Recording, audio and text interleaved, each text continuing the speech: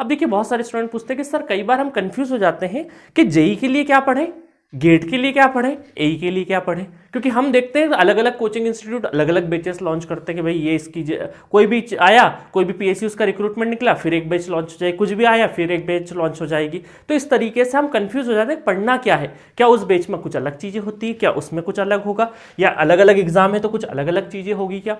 तो मैं आपको एक सिंपल सा आंसर आपको करूं। Hello everyone, welcome to G centric. और आज से स्टार्ट हो चुका है आपका सिंक्रोनस मशीन, जो कि आपके जेई सिलेबस में एक अलग से हिस्सा है। इलेक्ट्रिकल मशीन में मात्र 3 ही मशीन इंक्लूड करा है सिलेबस के हिसाब से अगर देखें तो, अदरवाइज तो ये भी मशीन का ही पार्ट है। बट सिलेबस में आरआरबी जेई या एसएससी जेई के जो सिलेबस ऑफिशियल जो सिलेबस होते हैं उसमें अलग से सिंक्रोनस मशीन मेंशन किया है। दैट मीन्स कि यहां पर से क्वेश्चन आने के ज्यादा चांसेस है, क्योंकि कोई टॉपिक अलग से अगर मेंशन किया जाता है और अलग से एक चैप्टर बनाया जाता है कि हाँ इससे हम क्वेश्चन पूछेंगे, तो वहां से बट ऑब्वियस है कि पॉसिबिलिटी ज्यादा होती है। और हो भी क्यों ना, क्योंकि पूरी इलेक्ट्रिकल मशीन में ये मशीन बहुत इंपॉर्टेंट है। उसका रीजन क्या है कि आप और हम जो इलेक्ट्रिसिटी यूज कर रहे हैं, जो बिजली यूज कर रहे हैं, वो कहां से आती है, वो कहां बनती है, ये सिंक्रोनस जनरेटर से ही आती है। जो जनरेशन हो रहा है इस इलेक्ट्रिसिटी का, जो आप और हम यूज कर रहे हैं, इसका जो जनरेशन है वो इसी सिंक्रोनस मशीन से होता है। क्योंकि मशीन है दैट मीन्स कि एक जनरेटर होगा, एक मोटर होगा, और जनरेटर जिसको हम पॉपुलरली क्या बोलते हैं, ऑल्टरनेटर बोलते हैं। और उसी से और मेजॉरिटी ऑफ पावर प्लांट आपकी जो पावर कंट्रीब्यूशन है उसमें थर्मल का सबसे मैक्सिमम है, थर्मल, न्यूक्लियर, इन सब जगह पे आपका कौन सा यूज होता है, आपका मेजरली आपका से बोल सकते हैं सिंक्रोनस जनरेटर, जिसको हम ऑल्टरनेटर भी बोलते हैं। हालांकि उसकी 2 अलग अलग कैटेगरी है, सिलेंड्रिकल रोटर टाइप और सेलिएंट। तो हाइड्रो पावर प्लांट पे सेलिएंट यूज होता है, इस पे सिलेंड्रिकल यूज होता है, वो चर्चा हम आगे करेंगे। बट मैं एक छोटी सी एक चर्चा आपसे और करना चाहता हूं, जो कि बहुत सारे स्टूडेंट कंफ्यूज होते हैं कि सर क्या होता है ना, हम पढ़ते तो बहुत कुछ है, बट जैसे इलेक्ट्रिकल मशीन स्टार्ट होता है ना तो ट्रांसफार्मर बहुत अच्छे से पढ़ते हैं, डीसी अच्छे से पढ़ते हैं, इंडक्शन ठीक ठीक थोड़ा सा जाता है दिमाग में, और सिंक्रोनस आते आते तो हमारा क्या हो जाता है, इंटरेस्ट खत्म हो जाता है। और हमको इसलिए ये तब सबसे टफेस्ट मशीन लगती है और इस वजह से हम इसको छोड़ देते हैं। Believe me guys, synchronous machine जो मैंने गेट वालों को भी पढ़ाया है, आप चाहे गेट का अलग से कोर्स लेके इंडिविजुअल मशीन भी जब पढ़ेंगे तो 60 वीडियोस मैंने बनाए सिंक्रोनस मशीन के ऊपर बेहतरीन तरीके से, इच एंड एवरीथिंग, उससे बाहर कुछ नहीं, बहुत R&D करके वो सब्जेक्ट प्रिपेयर किया गया है। बट डोंट वरी, आप जेई लेवल के लिए अगर देख रहे हैं तो जेई के लिए मैं अलग से शूट कर रहा हूं, और ये वाला जो पूरा सिंक्रोनस मशीन चलेगा इसमें RRB JE, SSC JE, state AE, Coal India के, बार के, इसरो के, और भी एनपीसीआईएल, जितने भी रिक्रूटमेंट निकलते हैं वहां पर आप इस मशीन को यूज कर सकते हैं। अब देखिए प्रॉब्लम कहां आती है एक स्टूडेंट के साथ में। एक स्टूडेंट जब अपने इंजीनियरिंग में होता है ना, वो पहली बार अपने सेमेस्टर में इलेक्ट्रिकल मशीन पढ़ता है। एक जनरल प्रॉब्लम बता रहा हूं, इस वीडियो को मैं चाहता तो ये प्रॉब्लम नहीं बताता, बट अभी तक बहुत सारे लोगों ने ये क्वेरी पूछी है, इस वजह से मैं सोच रहा हूं इस वीडियो में भी ये क्वेरी चले जाए, इसका आंसर चले जाए, इस वजह से आपको भी सहूलियत हो। अब देखिए बहुत सारे स्टूडेंट पूछते हैं कि सर कई बार हम कंफ्यूज हो जाते हैं कि जेई के लिए क्या पढ़े, गेट के लिए क्या पढ़े, एई के लिए क्या पढ़े, क्योंकि हम देखते हैं अलग अलग कोचिंग इंस्टीट्यूट अलग अलग बैचेस लॉन्च करते हैं कि भाई ये इसकी कोई भी आया, कोई भी पीएसयू उसका रिक्रूटमेंट निकला फिर एक बैच लॉन्च हो जाएगी, कुछ भी आया फिर एक बैच लॉन्च हो जाएगी। तो इस तरीके से हम कंफ्यूज हो जाते हैं पढ़ना क्या है, क्या उस बैच में कुछ अलग चीजें होती है, क्या उसमें कुछ अलग होगा, या अलग अलग एग्जाम है तो कुछ अलग अलग चीजें होगी क्या। तो मैं आपको एक सिंपल सा आंसर आपको करूं तो देखिए क्या होता है, कॉन्सेप्ट तो एक ही होता है, कॉन्सेप्ट नहीं बदलने वाला है, कॉन्सेप्ट एक ही होता है। मान लीजिए मैं मशीन की बात करूं तो भाई transformer, DC, induction, synchronous, 4 machine है आपके सिलेबस में। अब होता क्या है, देखिए 2 अलग अलग सेगमेंट, मैं ऑलरेडी बता चुका हूं इसके बारे में, फिर भी और एक बार क्लियर कर देता हूं कि देखिए ये है आपका सब्जेक्ट, ये है सब्जेक्ट। अभी हम इलेक्ट्रिकल मशीन को ही पकड़ के चलते हैं ना। अब इस सब्जेक्ट के 2 हिस्से होते हैं, एक थ्योरी होता है, एक न्यूमेरिकल होता है। थ्योरी प्लस न्यूमेरिकल 2 हिस्से होते हैं, ठीक है। अब देखो थ्योरी भी 2 तरीके की होती है, एक डेप्थ थ्योरी जिसमें कंस्ट्रक्शन और इन सब चीजों के बारे में थोड़ी सी डेप्थ रहे, और एक थ्योरी होती है जो हमारे नॉर्मल, एक बोल सकते हैं नॉर्मल, के बहुत ज्यादा डेप्थ में नहीं, जितनी हमारे काम की उतनी जरूरत है, ठीक है। न्यूमेरिकल के भी 2 सेगमेंट हो सकते हैं, ये 5 to 6 स्टेप में एक न्यूमेरिकल बन सकता है, और एक न्यूमेरिकल होता है 1 से लगा के 2 और हार्डली 2 स्टेप ही मान लीजिए, 2 स्टेप का फॉर्मूला बेस्ड न्यूमेरिकल होता है। अब देखिए क्या होता है कि अगर हम गेट एग्जाम की तैयारी कर रहे हैं या कोई भी एक सब्जेक्ट पढ़, जब हम यूनिवर्सिटी में पहली बार सब्जेक्ट पढ़ते हैं तब तो हमारे दिमाग में नहीं रहता, थ्योरेटिकल पोर्शन में लिखना रहता है। जब हम कॉम्पिटिटिव एग्जाम्स की बात करें तो गेट एग्जामिनेशन के लिए क्या होता है, गेट एग्जाम के लिए आपको एक सफिशिएंट थ्योरी चाहिए जिसमें थोड़ी सी डेप्थ हो। हर चीज में डेप्थ में नहीं जाना रहता वहां पर भी, है ना, जितनी पर्टिकुलर टॉपिक के ऊपर डिपेंड करेगा इसमें डेप्थ की जरूरत है कि नहीं है ना। तो इसमें दोनों चीजें चलती है, कुछ नॉर्मल थ्योरी भी चलेगी, कुछ डेप्थ वाली भी चलेगी। और न्यूमेरिकल कौन सा चलता है, स्टेप वाला, मतलब 5 to 6 स्टेप वाला न्यूमेरिकल आएगा, बहुत ही कॉन्सेप्चुअल न्यूमेरिकल होगा। ये किसकी बात हुई, इस कलर से मैंने किसको किया है, गेट को किया है। अब देखिए दूसरा कलर में जाता हूं, ब्लू कलर में जाता हूं। अब जितने भी दूसरे एग्जाम्स होते हैं, दूसरे एग्जाम्स का मतलब क्या है कि अदर देन गेट का मतलब क्या होता है, जेई लेवल के एग्जाम्स थोड़ी देर के लिए। अब देखो जेई लेवल में क्या होगा, अब इस एग्जाम्स को समझिए, इस एग्जाम को समझिए। गेट में क्या हो रहा था, गेट में 55 टेक्निकल क्वेश्चंस थे सिर्फ, है ना, और 10 हमारे नॉन टेक्निकल होते हैं। तो मैं मान के चलता हूं 65 क्वेश्चन कर लो, चलो ठीक है, ओवरऑल 65 कर दिया। 65 के लिए 180 मिनट्स मतलब 3 आवर का टाइम मिलता है, 3 घंटे का समय मिलता है आपको। बट जो जेई लेवल के मेजोरिटी ऑफ एग्जाम्स होते हैं, मैं एक पर्टिकुलर एग्जाम की बात नहीं कर रहा हूं, बहुत सारे जेई की बात कर रहा हूं, चाहे वो एसएससी जेई हो, चाहे आरआरबी जेई हो, अलग हो सकते हैं। तो जेई एग्जाम्स में दुविधा ये होती है कि देखिए यहां पर जो टाइम है ये हो सकता है आपसे 100 क्वेश्चन पूछे किसी एग्जाम में और 2 घंटे का टाइम दे, ठीक है। हो सकता है ये क्वेश्चन आपके 80 क्वेश्चन हो और हो सकता है 1.5 आवर का टाइम हो, है ना। तो अलग तरीके के पेपर हो सकते हैं। अच्छा, बार का पेपर हो सकता है कि या इसरो का या कोल इंडिया का, इनके एमसीक्यू हो सकता है और भी डिफरेंट हो कि भाई किसी एग्जाम में 120 क्वेश्चन पूछे हैं और उसके लिए आपको जो टाइम मिल रहा है वो टाइम मिल रहा है आपको 2 घंटे मिल रहा है। तो अलग अलग टाइम पे अलग अलग चीजें हो सकती है। अब आपको क्या पकड़ के चलना है, देखिए मैं आपको बताता हूं। गेट एग्जाम को तो साइड में रख दीजिए कि हाँ भाई उसमें तो डेप्थ की जरूरत पड़ेगी, सारी थ्योरी को और एकदम 5 to 6 स्टेप में जाना है। बाकी कचरा कहाँ मचता है, बाकी कंफ्यूजन कहाँ आता है, बाकी अदर एग्जाम्स में। अदर एग्जाम में ये होता है कि अगर आपको कम टाइम में ज्यादा क्वेश्चन करना है तो कॉमन सेंस लगा के बताइए। आप खुद अगर पेपर सेट करते सिंक्रोनस मशीन का, इलेक्ट्रिकल मशीन का, और आपको दिया जाता है किसी स्टूडेंट को ऐसा करना है कि भाई 2 घंटे में 100 क्वेश्चन कर सके, तो आप क्वेश्चन का लेवल क्या रखोगे, डाउन रखोगे ना। उससे एक नॉर्मल थ्योरी पूछोगे, नॉर्मल थ्योरी के साथ में 1 या 2 स्टेप के न्यूमेरिकल पूछोगे, इससे ज्यादा हार्ड नहीं पूछ सकते आप। हाँ, कुछ उसको चौंकाने के लिए थोड़ी सी कंस्ट्रक्शन डिटेल भी दे दोगे, क्योंकि जेई लेवल के एग्जाम्स के लिए क्या होता है, बहुत सारे डिप्लोमा कैंडिडेट भी एलिजिबल होते हैं। तो कैंडिडेट डिप्लोमा है तो डिप्लोमा वाले स्टूडेंट क्या करते हैं, थोड़ा सा कंस्ट्रक्शन वाली चीज को थोड़ा सा ज्यादा पढ़ते हैं, तो कंस्ट्रक्शन साइड से थोड़े से न्यूमेरिकल, इक्का दुक्का न्यूमेरिकल ज्यादा पूछ लेंगे। हाँ, सिलेबस को लेके गेट या फिर जेई लेवल के एग्जाम या दूसरे एग्जाम्स में क्या होगा कि सिलेबस जैसे यूटिलाइजेशन ऑफ इलेक्ट्रिकल एनर्जी या हर एक सब्जेक्ट में 1-1, 2-2 पोर्शन, थोड़ा सा जैसे हम पावर सिस्टम की बात करें तो जनरेशन से ज़्यादा क्वेश्चंस आते हैं कंपैरेटिवली, बाकी गेट में नहीं आते हैं। तो हर सब्जेक्ट में, हर सब्जेक्ट तो नहीं बोलूंगा मैं, 2 या 4 सब्जेक्ट जो कि आपके कोर सेगमेंट के होते हैं उसमें इक्का दुक्का टॉपिक एक्स्ट्रा होता है और 1-2 सब्जेक्ट एड ऑन हो जाते हैं। जैसे जेई में यूटिलाइजेशन ऑफ इलेक्ट्रिकल एनर्जी हो गया, लाइटिंग इंजीनियरिंग हो गया, है ना, वेल्डिंग वगैरह हो गया। तो ये 4-5-6 मतलब बोल सकता हूँ कि छोटे 5-6 टॉपिक जो मिलके 1 या 2 सब्जेक्ट क्रिएट करते हैं एक्स्ट्रा। लाइक मटेरियल हो गया, मटेरियल अलग से मैंने पढ़ाया बहुत बढ़िया तरीके से, तो वो जेई में बहुत ज्यादा फोकस करते हैं। तो बस इतना ही अंतर है, इससे ज्यादा का कोई अंतर नहीं है। वही मशीन जो आप सेमेस्टर में पढ़ते हैं, वही मशीन जो गेट के लिए पढ़ते हैं, वही मशीन जो जेई के लिए पढ़ते हैं, मशीन सेम है, क्वेश्चन का लेवल ऊपर नीचे होता है।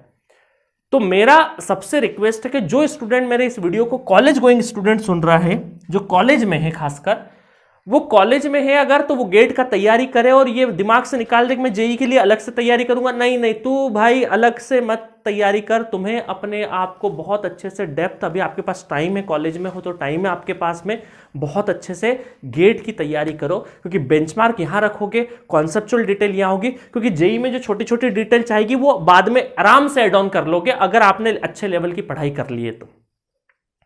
बट शुरू से टारगेट आप जेई बनाओगे तो फिर दिक्कत है ना। और ऐसे स्टूडेंट जो पास हो गए या सिर्फ वो डेडिकेटेड एक बार ठीक ठाक तैयारी करे हुए थे, मतलब मैं बोल सकता हूँ गेट की तैयारी 50-60% करी थी और अब वो पास आउट हो चुके हैं और सारी जेई लेवल की एग्जाम्स जो होती है, एई लेवल की एग्जाम्स होती है, उनमें एलिजिबल हैं, तो वो फिर एक डेडिकेटेड कोर्स अलग से ले लीजिए। बट उसके लिए भी बहुत अलग अलग मल्टीपल आपको कोर्सेस लेने की जरूरत नहीं है। आप एक जेई का कोर्स अच्छा बेहतर उठा लीजिए, जहां आपको पसंद हो, मुझसे पढ़ना मुझसे पढ़िए, किसी और से पढ़ना किसी और से पढ़िए, बट बार बार सोर्सेस नहीं चेंज करना है।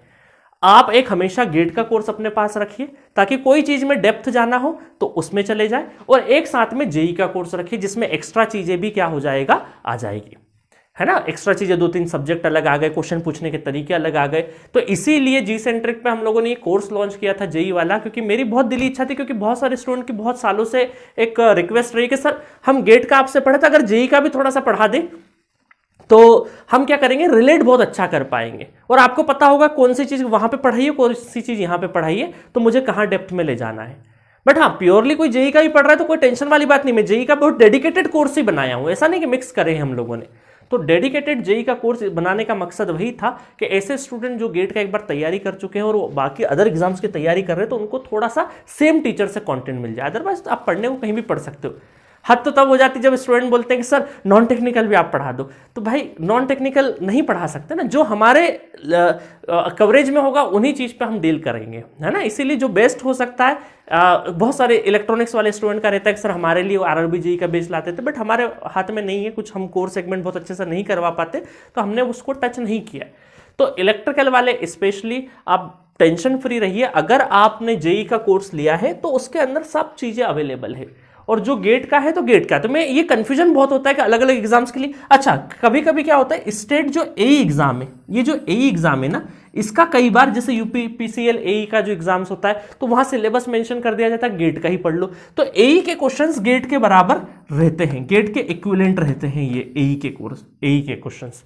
क्योंकि अब देखो, अब पता कैसे लगाओगे कि सर जेई लेवल के क्वेश्चंस आएंगे या गेट लेवल के क्वेश्चंस आएंगे किसी एग्जाम में, तो पर्टिकुलर नापने का एक ही तरीका है कि आप कितने टाइम में कितने क्वेश्चन पूछ रहे हैं, उससे एक अंदाजा लग जाएगा, उससे एक बेहतरीन तरीके से अंदाजा लग जाएगा। ऐसे क्वेश्चन, ऐसे कुछ एग्जाम्स होते हैं सब इंजीनियर के एग्जाम्स, वो तो ऐसा होता है कि भाई वहां तो न्यूमेरिकल बिल्कुल नहीं आते, बिल्कुल एक वन लाइनर क्वेश्चन आते हैं।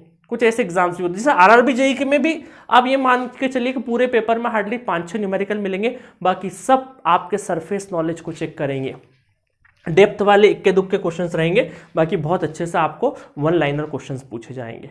तो इसीलिए एक कंप्लीट सब्जेक्ट पढ़ लीजिए पहले, है ना। जब आप जब अपने सेमेस्टर में तैयार कर ही रहे हैं, तब उस टाइम पे कंप्लीट गेट के लिए जब पढ़ रहे हैं तो कंप्लीट सब्जेक्ट पढ़ लीजिए। उसके बाद फिर क्या करिए कि उसमें फिर आप क्वेश्चन लगाइए, जब जेई लेवल का कोई फॉर्म भरे तो जेई लेवल के प्रीवियस ईयर क्वेश्चन उठा के, जेई लेवल के क्वेश्चन जब करेंगे आप, तो आपको अंदाजा हो जाएगा अच्छा इस थ्योरी पार्ट से इस तरीके से क्वेश्चन पूछे जाते हैं। तब आप फिर वापस जब अपना थ्योरी उठाओगे तो आप करोगे उसमें, ठीक है। और बाकी मैं शॉर्टकट में आपको बता ही रहा हूं, सारे क्वेश्चंस में अलग अलग सोर्सेज से लेके यहां पर जेई में सब करवा दूंगा, ठीक है। चलिए अब हमारे उस पे आते हैं टॉपिक पे कि सिंक्रोनस मशीन बेहतरीन तरीके से चलने वाला है। पूरा का पूरा कोर्स आपको आरआरबी जेई, एसएससी जेई का जो कोर्स है या अदर जेई के लिए लेना चाहते हैं तो वो सारा का सारा जी सेंटर के ऐप पे अवेलेबल है, जाके डेडिकेटेडली चेक कर लीजिए। पावर सिस्टम भी चल रहा है साथ में आपका। अब देखिए सिलेबस बता देता हूं मैं आपको, सिलेबस कैसे, क्योंकि सिलेबस नहीं बताएंगे, एक रूट नहीं बताएंगे तो आप फिर कंफ्यूज हो जाएंगे। इसीलिए मेरा कोई भी टॉपिक पढ़ाने का उद्देश्य ये रहता है कि आपके दिमाग में बहुत रेशनलाइज तरीके से चीजें सेट हो, बहुत ज्यादा कॉम्प्लेक्स नहीं करें।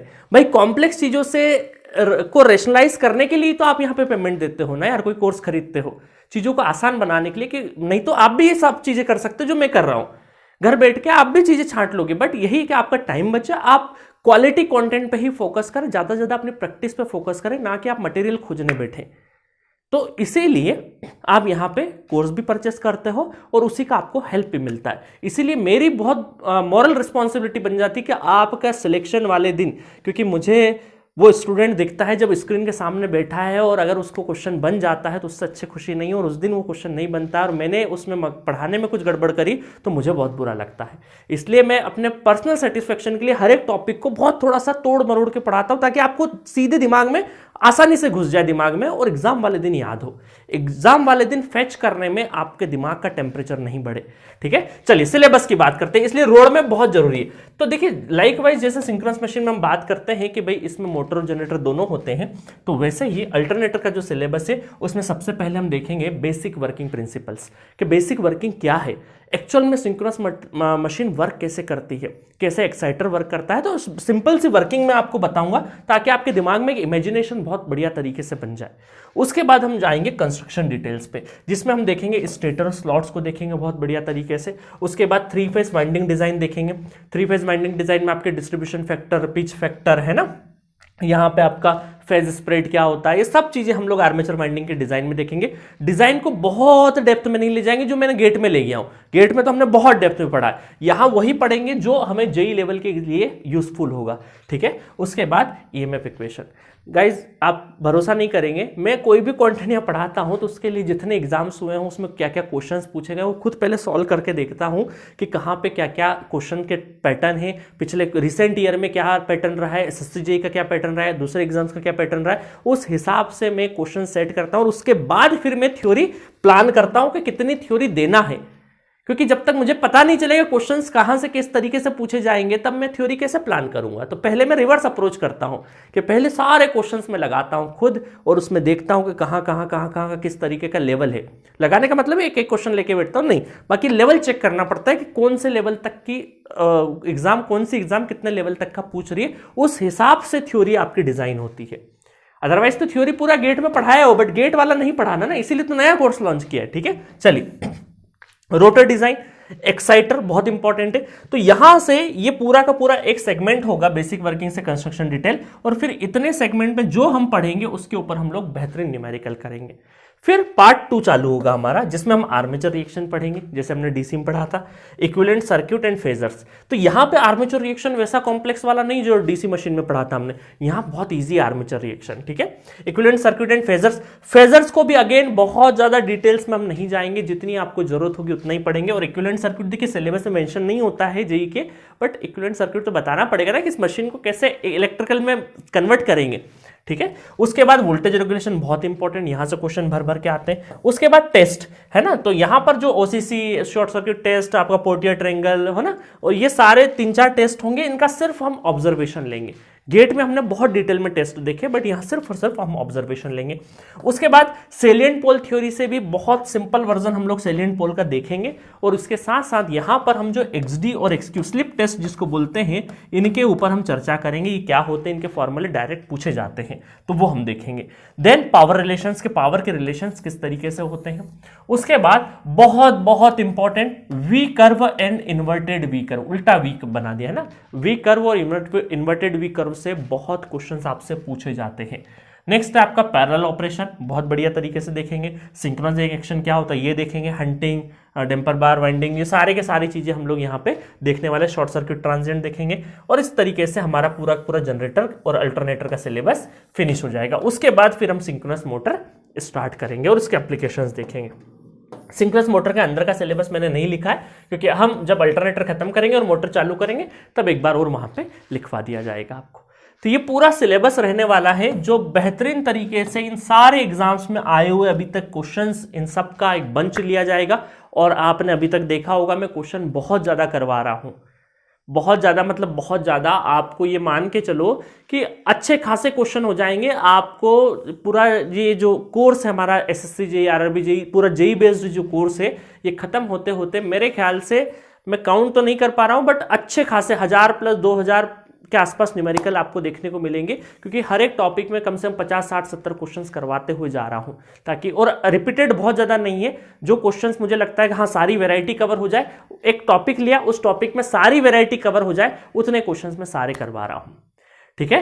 तो बहुत ज्यादा कंफ्यूज हो अभी नहीं होना, क्योंकि अभी क्या हो रहा है, रिक्रूटमेंट बहुत ज्यादा निकल रहे हैं, अलग अलग एग्जाम्स के नोटिफिकेशन आ रहे हैं, तो स्टूडेंट बहुत ज्यादा घबरा जाते हैं। अभी ये तैयारी कर रहे हैं और फिर पता चले कोई और नोटिफिकेशन आ गया, फिर दूसरे में लग गए। ऐसा मत करो, आप एक बार कॉन्सेप्चुअली स्ट्रांग हो जाओ, आप सारी चीजें निकालोगे, है ना। और इसीलिए मैंने आपको कंपेरिजन करने के लिए 2 कोर्स बनाई दिए, गेट का अलग है और हमारा जेईई का अलग है, ठीक है। तो मिलेंगे नेक्स्ट लेक्चर में सिंक्रोनस मशीन की डिटेल और बेसिक वर्किंग प्रिंसिपल के साथ। Okay, thank you so much.